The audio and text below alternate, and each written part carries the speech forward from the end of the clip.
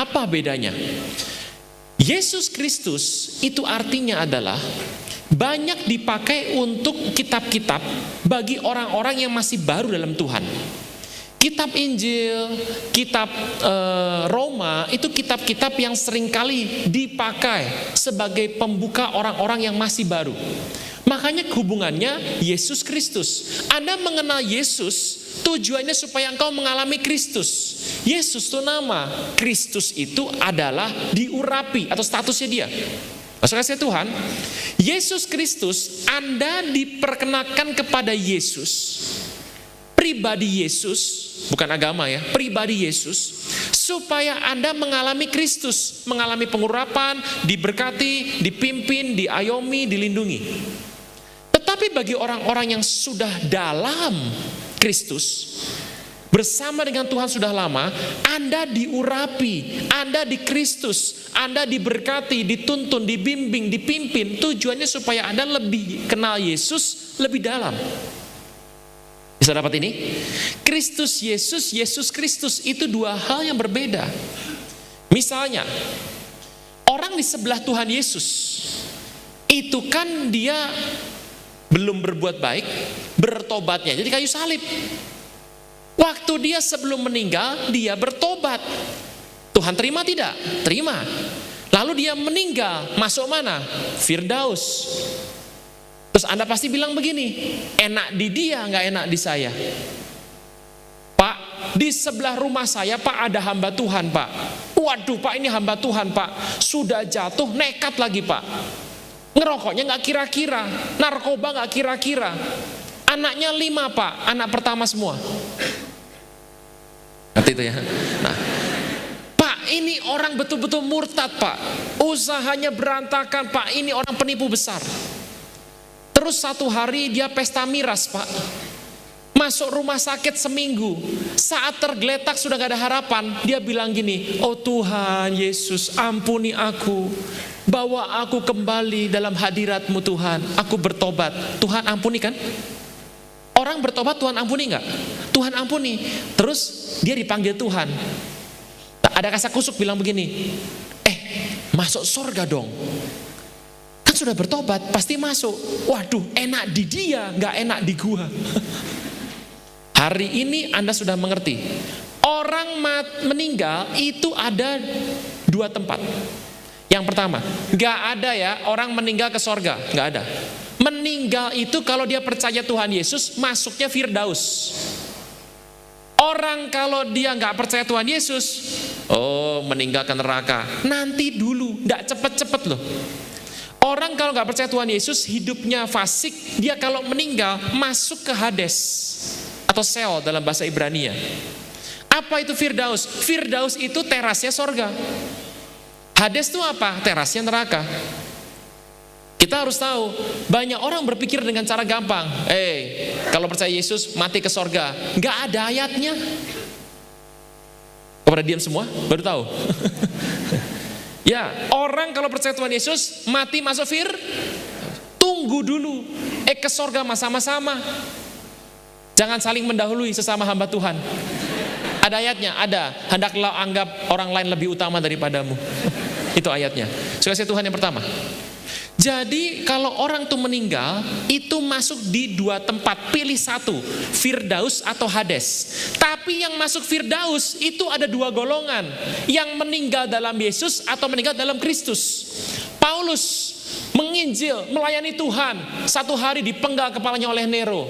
Pertanyaan saya, dia meninggal dalam Kristus atau dalam Yesus? Dalam Kristus. Orang di samping Tuhan Yesus, hidupnya berantakan, tidak pernah buat sama sekali buah roh, hancur-hancuran, dia bertobat tepat sebelum dia meninggal. Waktu dia meninggal, itu namanya meninggal dalam Yesus. Jemaat Baranang Siang, Jumat-Jumat hujan banjir, berjuang untuk pergi ke sini. Kalau misal seandainya jikalau apabila mungkin saya sedang bicara, terus ada yang jatuh dari atas, terus Anda harus pulang. Pulang dalam Kristus apa dalam Yesus? Dalam Kristus. Kenapa? Anda sudah cari Tuhan dengan sepenuh hati. Amin. Nah, saya Tuhan, Kalau kita melihat cerita ini, kita tahu ternyata orang yang nanti rapture itu yang meninggal dalam Kristus, bukan dalam Yesus. Artinya orang yang tinggal sudah lama, bergaul erat sama Tuhan. Hidupnya adalah dia seluruh hidupnya supaya tujuannya lebih kenal Tuhan. Makanya orang dunia yang baru bertobat, orang pemula itu biasanya cari Tuhan biar dapat Kristus. Tetapi setelah orang lama dalam Tuhan, dia mengalami berkat, tujuannya supaya lebih kenal Yesus lebih dalam.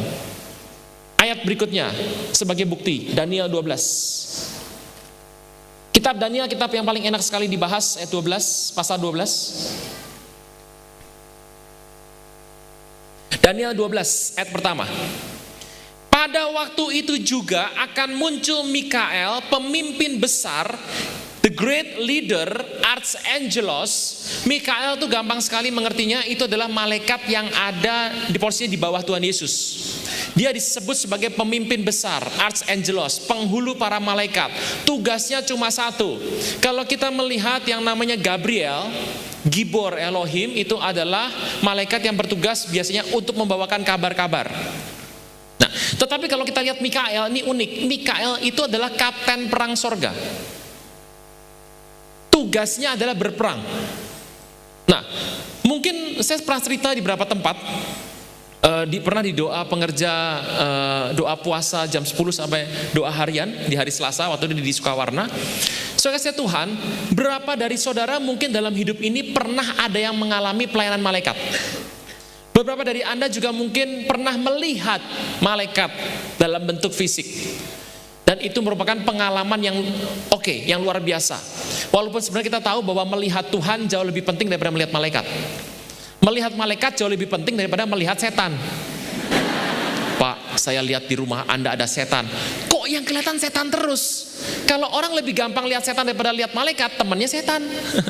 Jangan terlalu bangga sama orang sering lihat setan. Betul. Saudara Tuhan, malaikat itu kalau Anda lihat, itu jarang yang bersayap loh.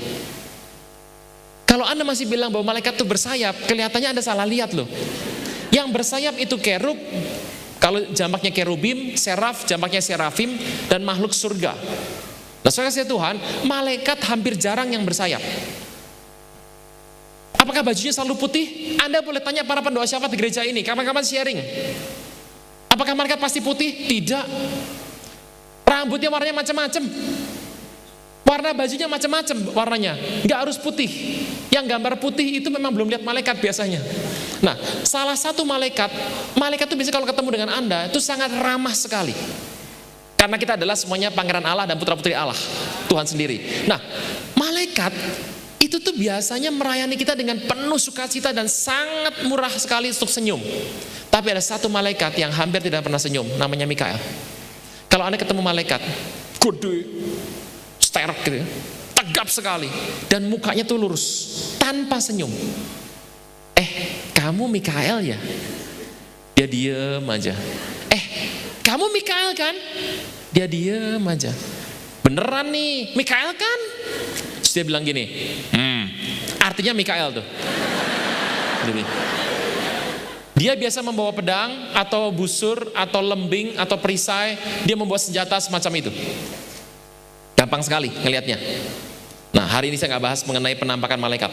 Nah, pemimpin besar yang akan mendampingi anak bangsamu, akan ada suatu waktu kesesakan besar seperti yang belum pernah terjadi sejak ada bangsa-bangsa sampai pada waktu itu.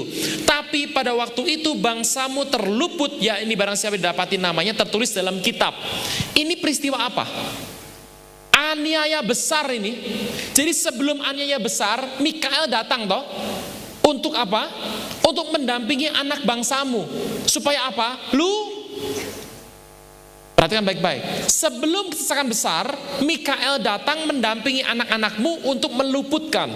Berikutnya. Dan banyak dari orang yang telah tidur. Banyak itu semua? Bukan. Banyak apa harus mayoritas?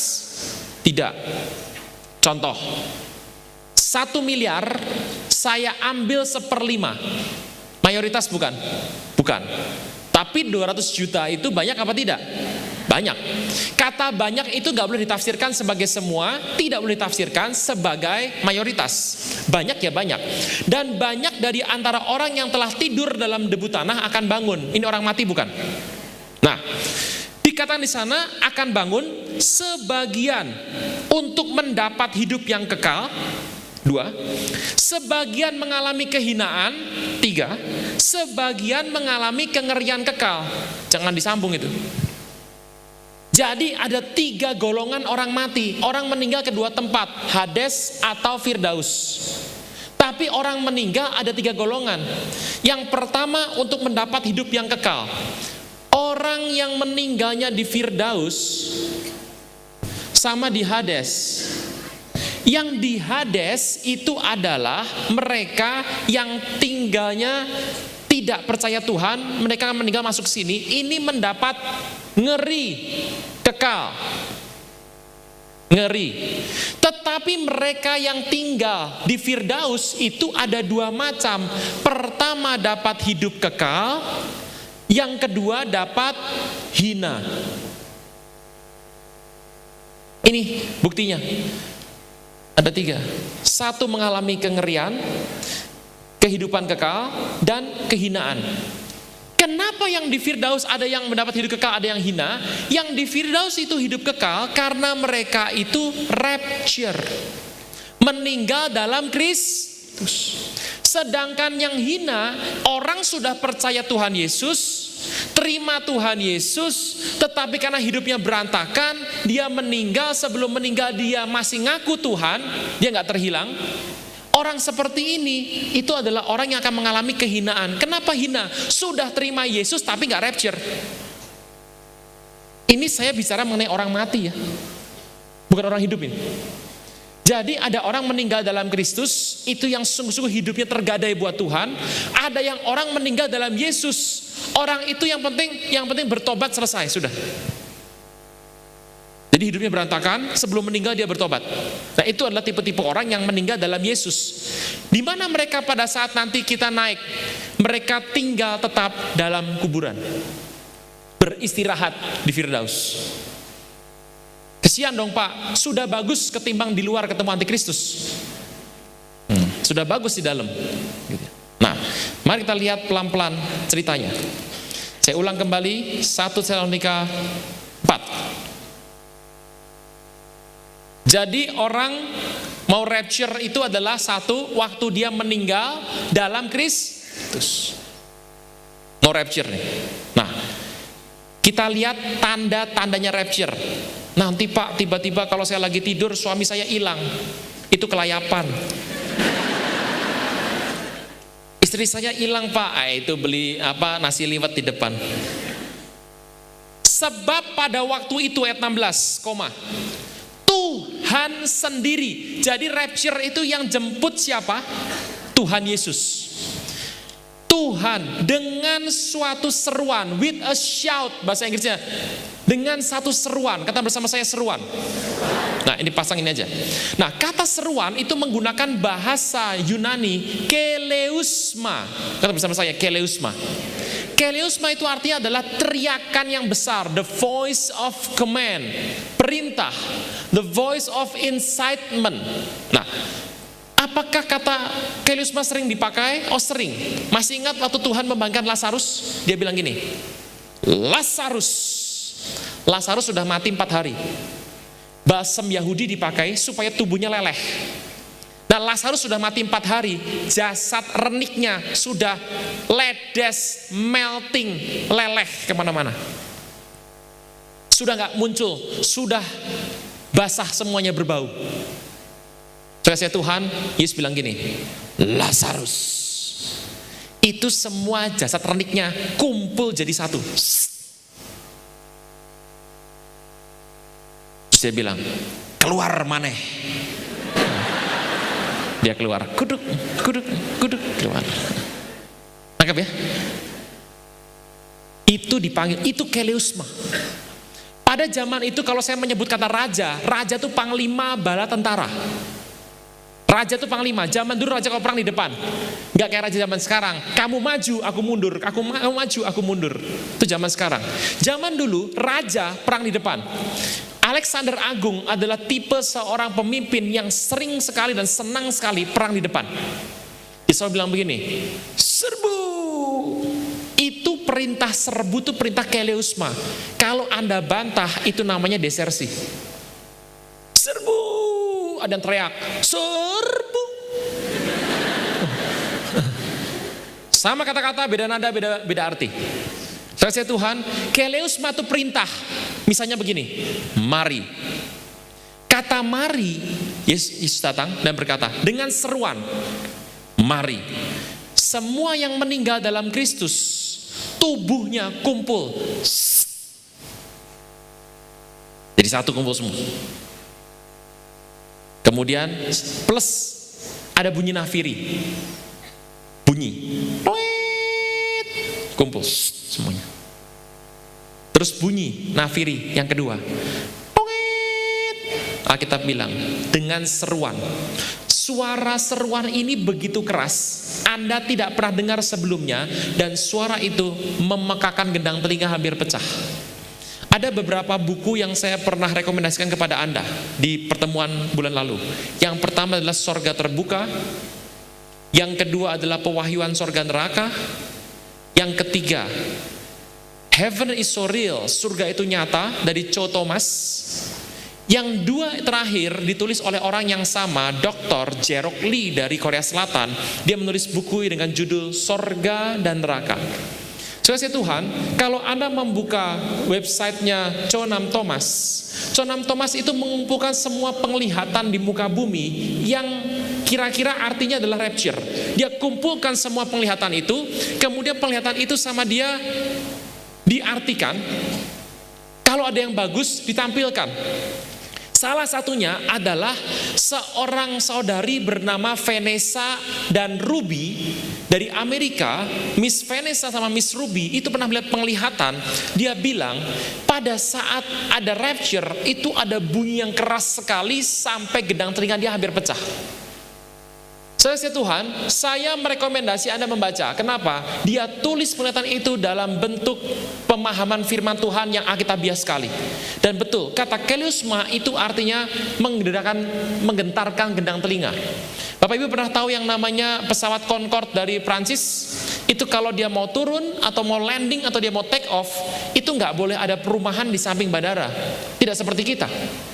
Itu kalau dia lagi take off atau lagi landing, semua kaca bisa pecah semuanya. Nah, saudara saya Tuhan, nah kata-kata keleusma itu adalah kata-kata yang bicara mengenai suara yang sangat keras. Jadi jangan takut. Kalau Anda tidur, pasti bangun. Kalau Anda nggak dengar, udah pasti nggak naik, gitu ya. Kalau dengar pasti naik, belum tentu. Masih ingat gadis bijak sama gadis blonde? Ya, sama-sama dengar loh, nggak naik loh yang 5. Nah, hati-hati. Jadi yang pertama ada seruan, kata bersama saya seruan. Kedua adalah adanya suara penghulu malaikat, Foone Archangelos. Foone Archangelos, suara penghulu malaikat. Siapa ini? Mikael. Jadi waktu rapture itu, Tuhan berkata, 3 hal kejadian bersama-sama ya. Mari, keleusma. Kemudian bunyi nafiri. Setelah itu yang terjadi adalah Mikael datang, persis kan? Mikael datang. Penghulu malaikat siapa itu? Mikael. Ini bumi. Mari shoot sini. Anda dan saya ada di sini, betul ya? Kalau Anda berdiri sekarang ini di bawah Anda, kalau Anda bor terus di bawah, ini Amerika ini. Anda boleh telepon teman Anda di Amerika. Halo bror, kamu di bawah saya sekarang.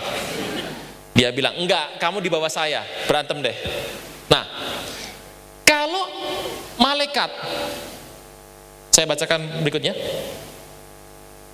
Sesudah itu, kita yang hidup yang masih tinggal akan diangkat. Bukan terangkat, bukan mengangkat, diangkat, pasif. Tidak seorang pun bisa mengangkat orang lain.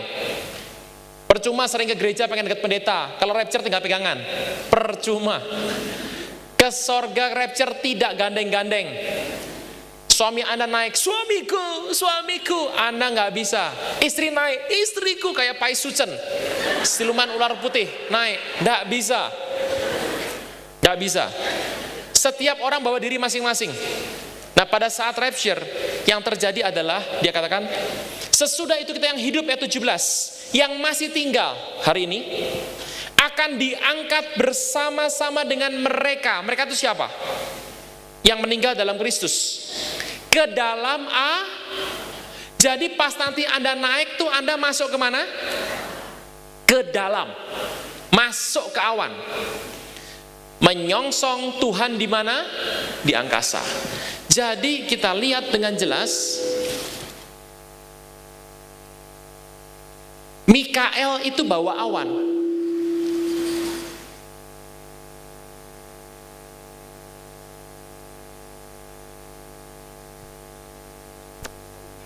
Lihat urutannya. Ini bumi, ini ada orang di atas bumi, ini di Amerika ya, ini Indonesia. Ini ada awan, shootnya. Ini awannya, awan itu bergeser timur ke barat. Jadi kalau misalnya awannya cuma di sini, yang di sini naik ke sana, yang di sini kakinya dulu naik. Awannya muter timur ke. Jadi kalau Anda pergi ke luar negeri naik pesawat, lihat baik-baik awannya bergeraknya apa? Utara selatan, barat timur, timur barat, atau selatan utara. Kalau geraknya utara selatan, Anda tidur aja. Kalau geraknya timur barat, buka mata lebar-lebar. Kalau Anda pas nanti naik pesawat, awannya lagi gerak gitu ya. Nah, ini ya, gini. Jadi siapa yang membawa awan ini? Mikael, dia bawa. Begitu dia bawa awan ini, awannya banyak. Anda naik dengan cepat, cep, naik ke atas semua. Selesai, berangkat. Saya pegang urutannya. Pertama, Tuhan turun dan suara jelas berkata, mari. Yang mati dalam Kristus berkumpul jasadnya, semuanya. Udah kumpul semua. Terus yang kedua, suara penghulu malaikat lewat. Yang masih hidup berubah, kemudian naik ke atas bersama-sama yang tadi meninggal. Naik. Jadi antara suara sama naik itu ada jeda. Jadi kalau pas Anda dengar suara, mari, yang in the twinkling of eye, yang sekejap mata, itu pas berubahnya, bukan pas naiknya. Jadi begitu ada suara, mari, kalau naik mobil, minggir kiri dulu. Kalau lagi masak, matikan kompor dulu, supaya nggak kebakaran. Nggak begitu dengar suara langsung hilang, nggak ada jedanya. Suara, seruan, suara, baru naik. Sampai sini jelas ya? Kita belajar sekarang mengenai urutan waktunya. Matius ke-24. Kapan kira-kira perakiraan waktunya? Seger semua langsung.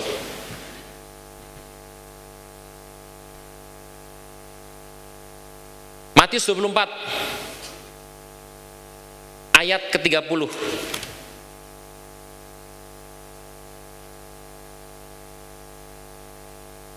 Pada waktu itu akan tampak tanda anak manusia di langit, dan semua bangsa di bumi meratap, dan mereka melihat anak manusia datang di atas awan-awan di langit dengan segala kekuasaan dan kemuliaannya.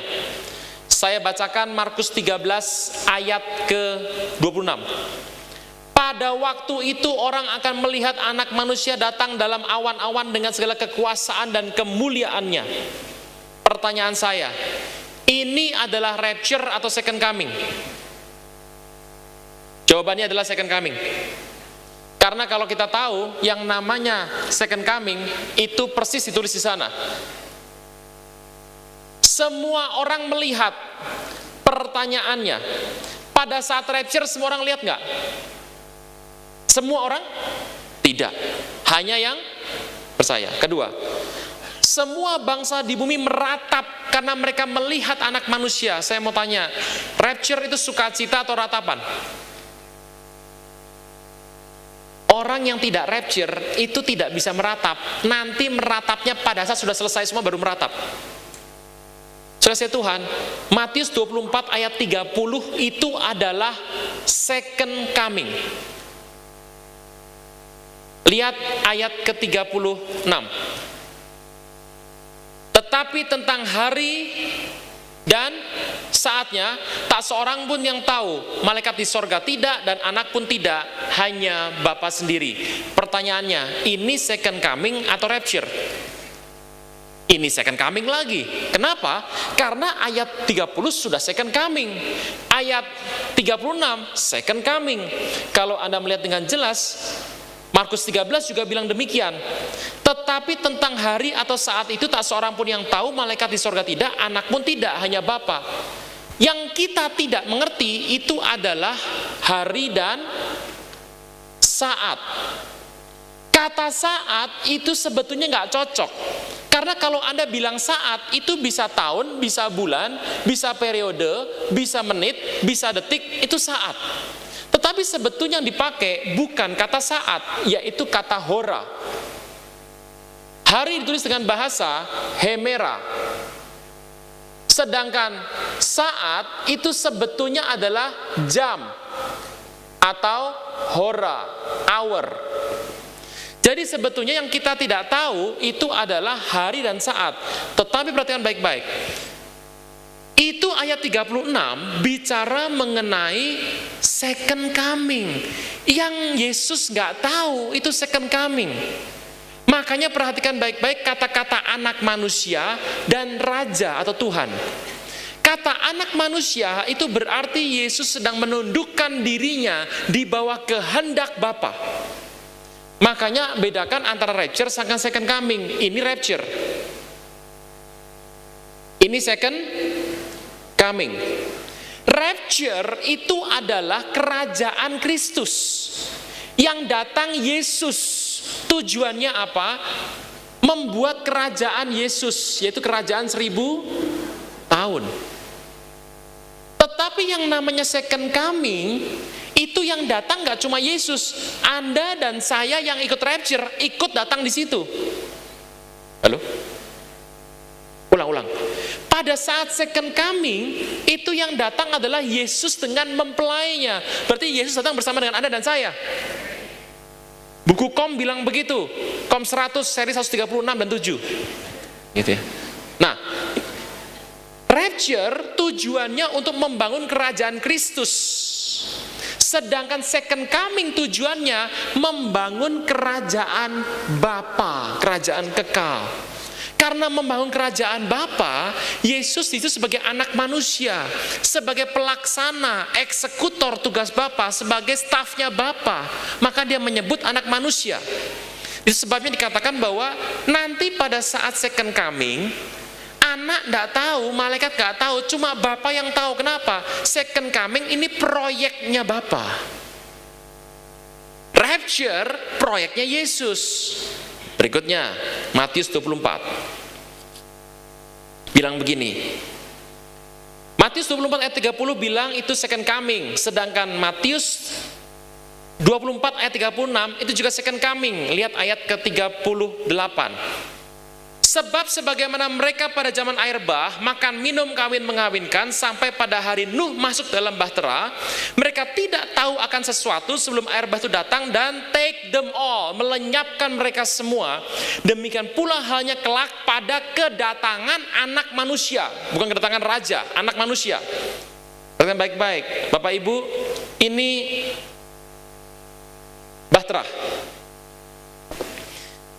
Ini adalah orang yang kawin mengawinkan dan mereka pesta pora. Ini adalah Nuh. Yang masuk bahtera itu Nuh, jelas ya? Masuk bahtera. Tetapi orang yang di luar ini, mereka tidak tahu sesuatu sebelum air bah datang dan melenyapkan mereka. Pertanyaannya, yang dilenyapkan air bah itu yang masuk bahtera atau yang di luar bahtera? Dua bahtera. Pertanyaan mudah saja. Alkitab bilang, air bah datang dan take them all. Diambil oleh air bah.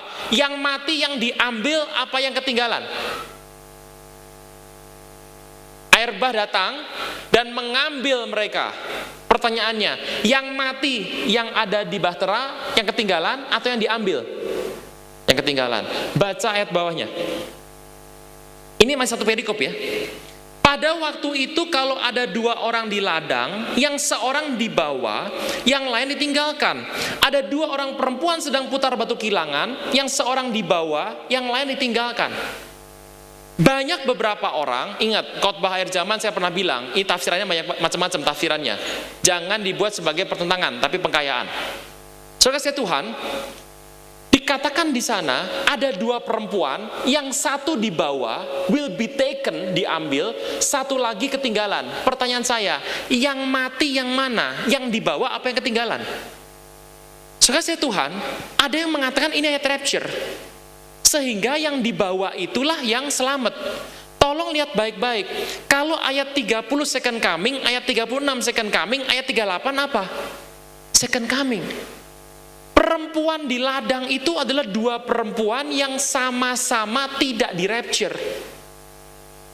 Pada saat masa antikris, ada perang nuklir, dan yang satu dibawa sama perang itu mati, satu ketinggalan. Perhatikan baik-baik, ayat 40 sama 41 itu harus melihat perikopnya Nuh. Zaman Nuh yang selamat, yang diambil air, apa yang ketinggalan? Yang ketinggalan.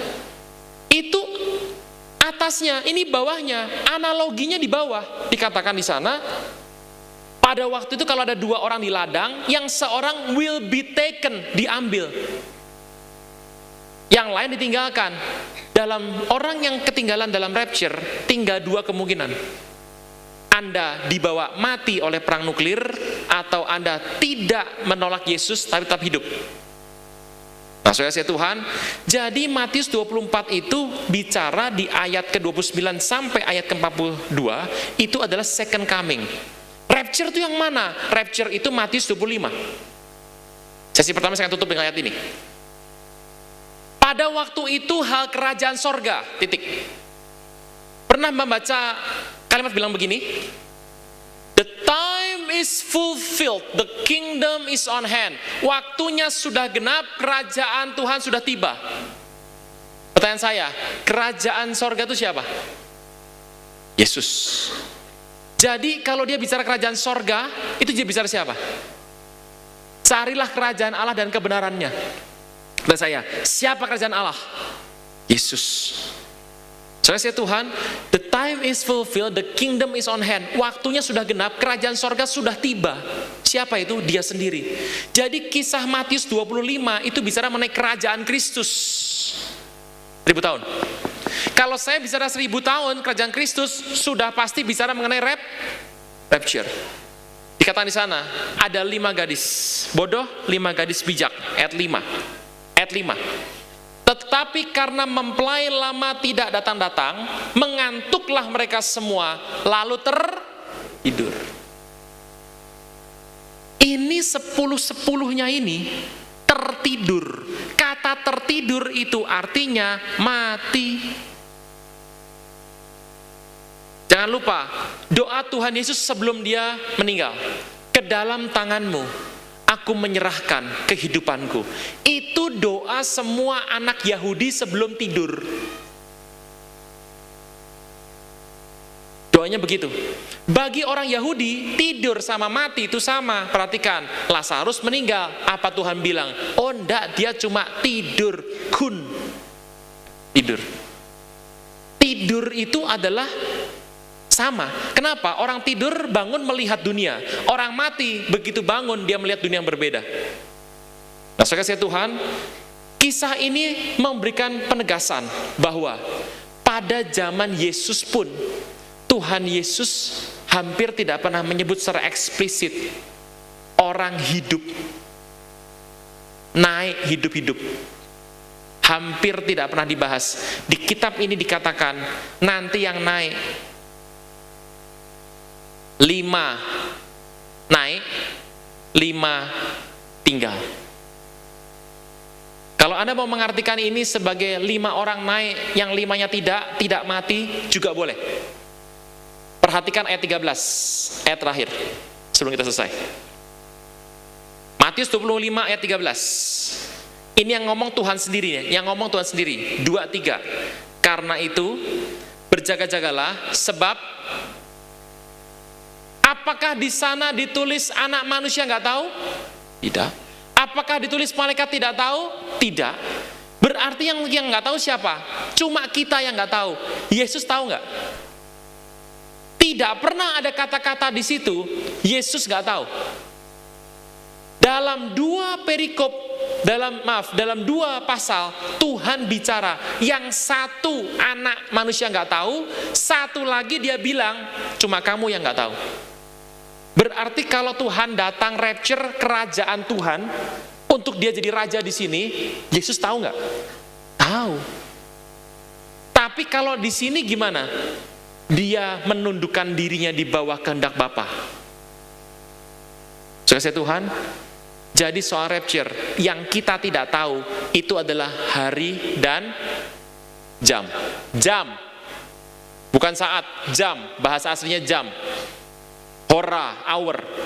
Jadi yang orang tidak pernah tahu kalau rapture itu hari dan, kalau ada pendeta ngomong begini, kalau sekiranya jikalau apabila mungkin, ada yang ngomong begini, saudara-saudara, rapture itu nanti 17 Agustus 2020. Saya mau tanya, apa pendapat Anda? Jangan ngomong sesat. Kalau Anda bilang sesat, saya mau tanya, apakah, oh dia nyebut tanggal, sesat. Kalau dia bilang, oh nanti rapture itu adalah Oktober 2019, saya mau tanya, Anda bilang apa? Puji Tuhan, nambah informasi. Bapak Ibu hati-hati, yang tidak boleh disebut adalah hari dan jam. Kalau ada yang menyebut nanti rapture itu adalah 30 Maret 2010, tapi kalau ngomong tahun sesat nggak? Hati-hati. Respon kita tolong sesuai dengan firman Tuhan. Kalau ada orang mengatakan kira-kira rapture 2010, saya beritahu, bilang aja, puji Tuhan, terima kasih infonya. Tapi kalau dia bilang